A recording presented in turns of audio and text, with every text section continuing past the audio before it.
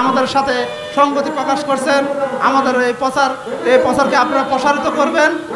আমরা আজকে 12 পরিবারে বাংলাদেশের বিভিন্ন জেলা থেকে 12 পরিবারের সদস্যের পক্ষ থেকে আমরা আজকে গত এক সপ্তাহ আমরা ঢাকায় প্রেস ক্লাবের সামনে অবস্থান করতেছি।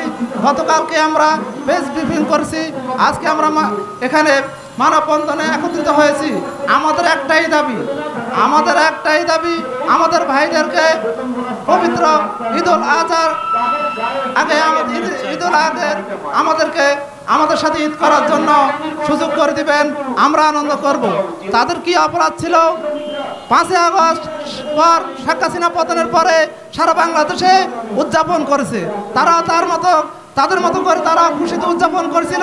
এই শেখ হাসিনা দোষরদেরকে বিতাড়িত করার পরে তারা উদযাপন করেছিল। তাদের কি অপরাধ?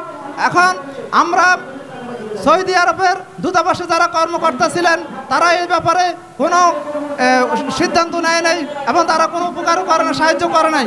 বরঞ্চ তারা এই ব্যাপারগুলো আমাদের নথিগুলো গোপন রেখে তাদের স্বরাষ্ট্র মন্ত্রণালয় এই তথ্যগুলো পাঠায় নাই। আমরা অত্যন্ত দুঃখের সাথে জানাচ্ছি, আমরা খবর পেয়েছি তারা আমাদের সৌদি আরব দূতাবাসের কর্মকর্তা এই ব্যাপারগুলো চুপ করে রাখছে। আমরা সাংবাদিক বন্ধুদের মাধ্যমে মাননীয় উপদেষ্টা মহোদয়ের কাছে আকুল আবেদন করব আমাদের এই ভাইদেরকে আমাদের মাঝে ফিরিয়ে আনার জন্য। আসসালামু আলাইকুম।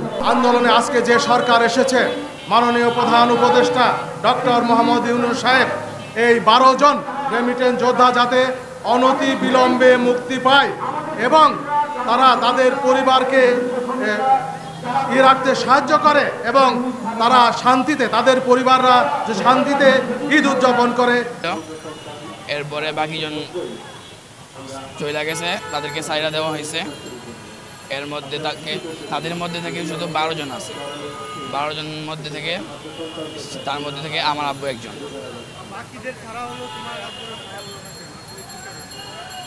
সেটা কি কারণে আমরা জানি না এখনো। এখন তারা সফর জেলে আছে, আলহামদুলিল্লাহ ভালো আছে। আমরা এই ডক্টর ইউনূস স্যারের কাছে আবেদন, আমার আব্বুদের মানববন্ধন করার জন্য তাকে ধরে নিয়ে যাওয়া হয়েছে সৌদি আরবে। সৌদি আরবের পুলিশেরা তাকে ধরে নিয়ে গেছে। তার সাথে আরও অনেক লোক আছে, 11 জন ধরে নিয়ে গেছে। যখন আগস্টে বাংলাদেশের সেখানে প্রধানমন্ত্রী পতন হয়, এর মাধ্যমে এর উসিলায় তারা একটা পার্টির আয়োজন করে, সেখানে থেকে তাদের সবাইকে ধরে নিয়ে যায়। পার্টি করছিল যখন বাংলাদেশ থেকে প্রদেশটা পতন করে, এ উসিলায় এ উদ্যোগে তারা একটা পার্টি করছিল। তারা প্রথম 120 জন আটক ছিল। এরপর গেছে, তাদেরকে সাইরা দেওয়া হয়েছে। তাদের মধ্যে থেকে শুধু 12 জন আছে। 12 জনের মধ্যে থেকে তার মধ্যে থেকে আমার আব্বু একজন।